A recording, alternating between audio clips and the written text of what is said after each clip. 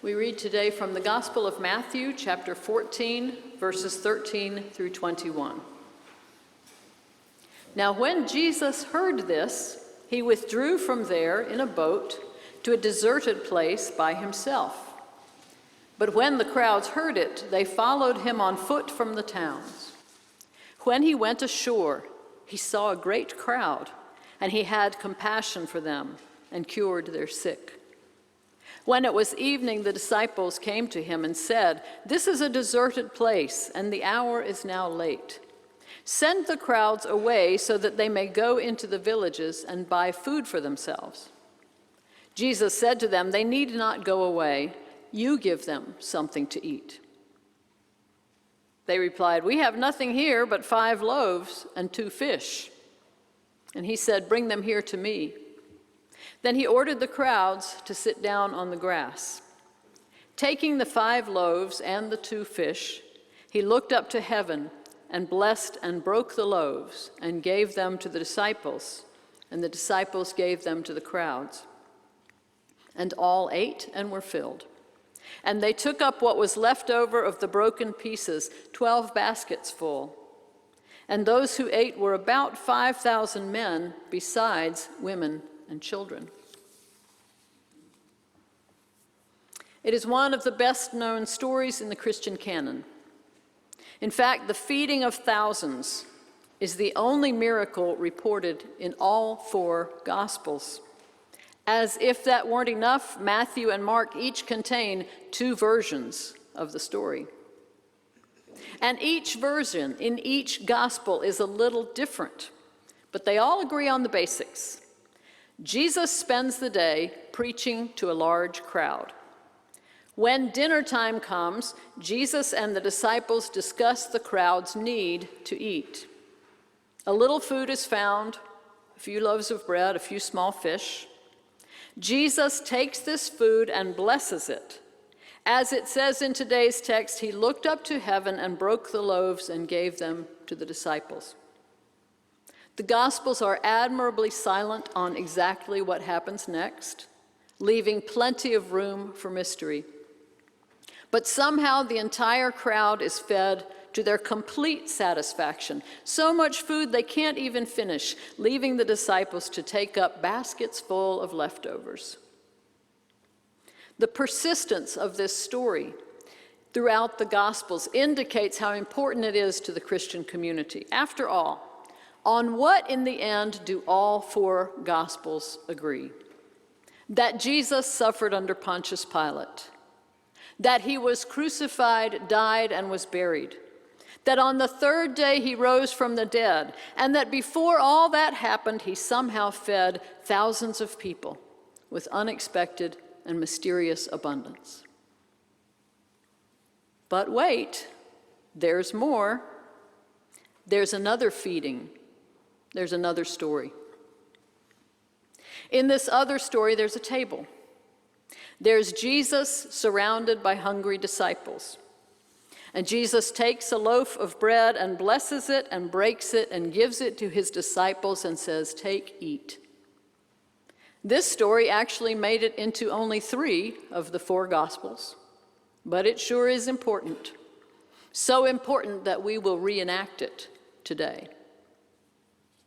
These 2 stories, the feeding of thousands and the feeding of 12 around the table, share some common elements: the unexpected, the mysterious, the bread, the words, some of which in some of the tellings are nearly the same. Whether feeding thousands or his 12 best friends, Jesus blessed the bread and broke it and gave it to his disciples.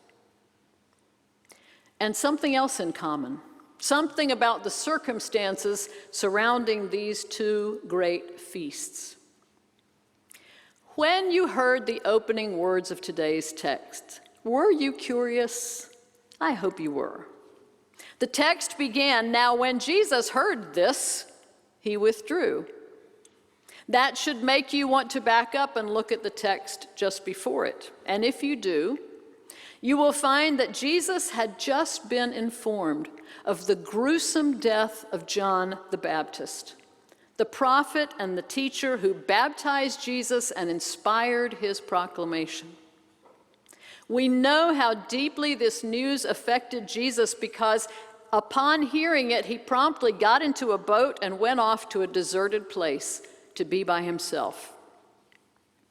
Except he did not get to be by himself. However much he might have longed for solitude, when he arrived at what he expected would be a deserted place, the crowds were already there waiting for him. And instead of reacting with frustration or anger, Jesus, with his heart full of grief, had compassion for the crowds. Compassion. Break that word down to its Latin roots and you'll find it means suffering with. Jesus, when he fed those enormous crowds with his mysterious grace, was grieving.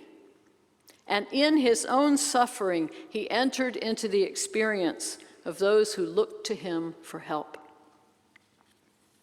Surely that was also true when Jesus gave his disciples bread and wine in their last meal together. Surely that night he was grieving. As he looked around the table at those he loved, he suffered, knowing what was to come, not just for him, but for them. Surely he was grieving, and in his own suffering, he entered into the experience of those who looked to him for help. In the two most important meals described in the Gospels, Jesus offered food, and he was grieving when he did it. The bread that he blessed and broke and gave was touched not only by his hands, but by his grief, the better to feed us in our own. The book of Hebrews says that we do not have a high priest who is unable to sympathize with us in our weakness. Jesus knows what it is to be human. Jesus himself experienced the struggles, the hardships, the suffering that we experience in these mortal bodies, in these human hearts. Like any human being, Jesus knew what it was to be hungry. Hungry for food, hungry for love, hungry for peace, for solitude, for comfort, for reassurance, for understanding, for forgiveness, for belonging. And knowing what it was like to be hungry, Jesus chose to feed us. So here we are, the crowd that has hurried to the place where we expect Jesus to be. We expected him to show up, and show up he has, with a heart full of grief for our suffering and a desire to feed us. So what are you hungry for as you approach this table of Holy Communion? Open your empty spaces to this sacred meal and be filled beyond satisfaction through the unexpected and mysterious abundance of Jesus Christ. Amen.